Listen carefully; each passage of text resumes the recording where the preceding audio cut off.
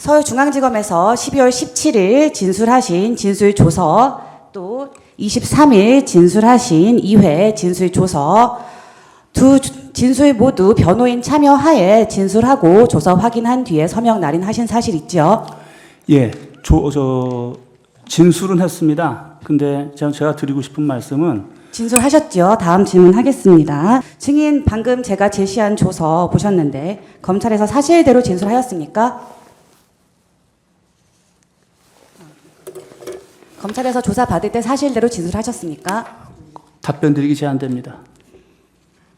증인, 계엄 상황 중에 대통령으로부터 3번 전화 받았다고 진술하였죠? 그 부분도 답변 드리는 것을 제한되는 거 양해 드립니다. 그러면 제가 답변을 하시지 않기 때문에 검찰에서 진술하신 조서를 제시하겠습니다. 확인시켜 드리겠습니다. 제1회 진술조서 22쪽입니다. 증인, 검찰에서 진술할 때 대통령으로부터 3번 정도 전화가 왔었고 장관으로부터는 셀 수 없이 많이 왔습니다 라고 3번 전화 온 사실을 인정하는 진술하셨죠? 이 부분도 여기서는 말씀드리는 게 제한됩니다. 알겠습니다. 제가 첫 번째 통화부터 차례대로 질문할 건데 첫 번째 통화 이전 상황부터 몇 가지만 좀 묻겠습니다. 증인, 계엄 선포 후에 사령부에 있다가 운전병 전속 부관과 함께 차량으로 국회 앞으로 이동했죠? 네. 증인이 수방사 다른 병력보다도 제일 먼저 국회에 도착했죠? 그 부분은 모르고 그 부분도 좀 제가 답변 드리는 건 제한됩니다. 증인이 현장에 도착을 했을 때 국회 출입문과 외곽 담장에 경찰들이 배치가 되어 있었고 시민들이 주변에 많이 모여 있었죠? 네. 그래서 차량으로 도착한 수방사 병력들이 국회 담장 안쪽으로 진입하기가 어려운 상황이었죠? 그렇습니다. 그래서 증인이 도착하는 수방사 병력에게 차에서 내려서 경찰 협조를 받아서 담을 넘어 들어가라 이렇게 지시했죠? 그 부분도 좀 답변 드리기가 좀 제한이 됩니다.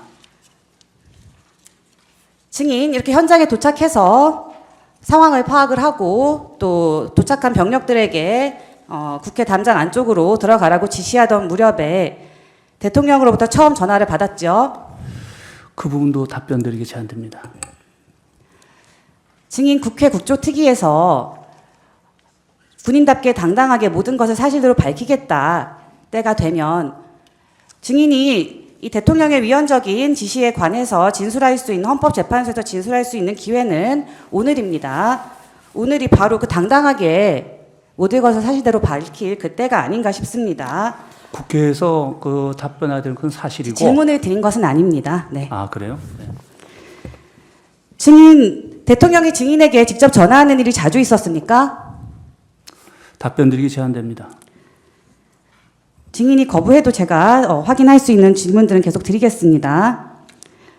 증인, 첫 번째 통화에서 대통령이 증인에게 현장 상황을 물어봤고 증인이 국회에 도착했는데 사람이 많아서 들어갈 수가 없다 이렇게 보고했죠?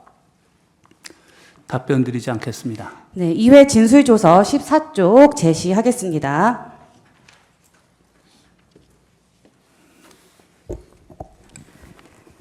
증인, 검찰에서 진술할 때 첫 번째 전화에 대해서 제가 기억하는 것은 대통령께 사람이 너무 많다. 경찰도 우리를 통과시켜주지 않습니다. 경찰에 부탁해서 저희 병력들에게 담을 넘어가라고 했습니다. 라는 취지로 말했죠. 이 부분 제가 이 자리에서 말씀 안 드리겠습니다. 대통령이 이 보고를 듣고 뭐라고 했습니까? 답변 드리지 않겠습니다. 대통령이 수방사 병력이 국회 지금 담을 넘어서 경내로 진입하려고 시도 중인 상황을 보고를 받았는데 왜 들어가는지, 들어가서 무엇을 할 것인지 특별히 묻지 않았던 겁니까? 답변 드리기 제한됩니다. 첫 번째 통화 이후에도 증인이 대통령으로부터 걸려온 두 번째 전화를 받았죠. 두 번째 전화에서 대통령이 아직도 못 들어갔냐고 물었습니까?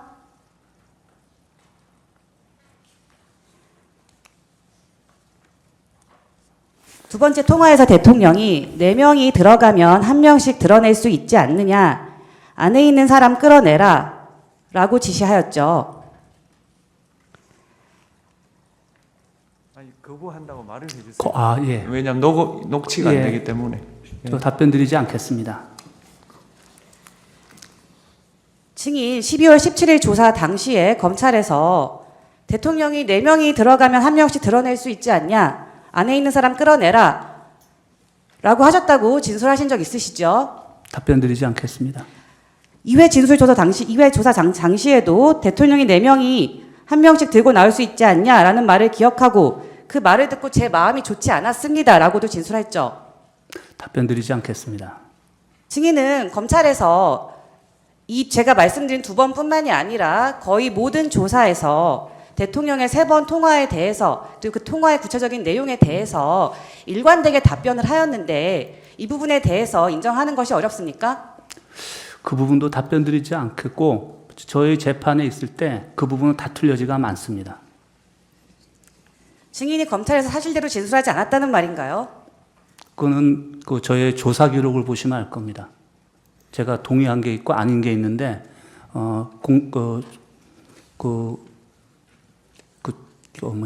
그 내용의 마지막에 검찰에서 제시한 내용에는 그런 부분이 남겨져 있지 않았습니다.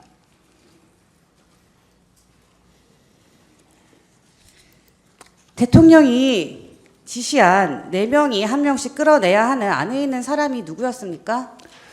답변 드리기 제한됩니다. 증인 조사 받을 때 제가 당시 국회의원을 끄집어내는 것이었구나 라고 생각했다고 진술했죠.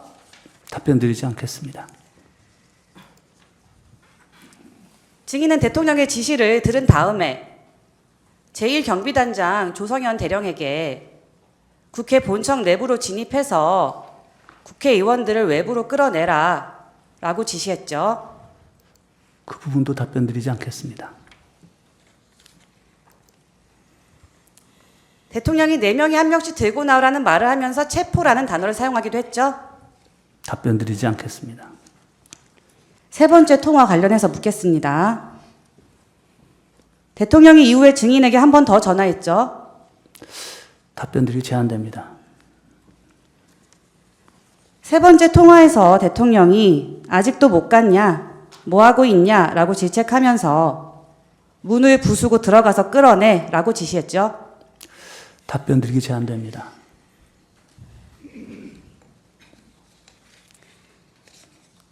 이 부분 역시 검찰에서 조사받을 당시에 세 번째 통화에서 문을 부수고 들어가서 끌어내 라고 말씀하셨다고 진술했죠. 답변 드리기가 제한됩니다. 증인이 문을 부수기 불가능하다고 하자 대통령이 총을 쏴서라도 국회의원을 끌어내는 임무를 수행하라고 지시했죠. 답변 드리기 제한됩니다. 대통령이 총이라는 단어를 사용한 것은 기억난다라고 진술한 것은 맞죠? 그 부분도 답변 드리기 제한됩니다.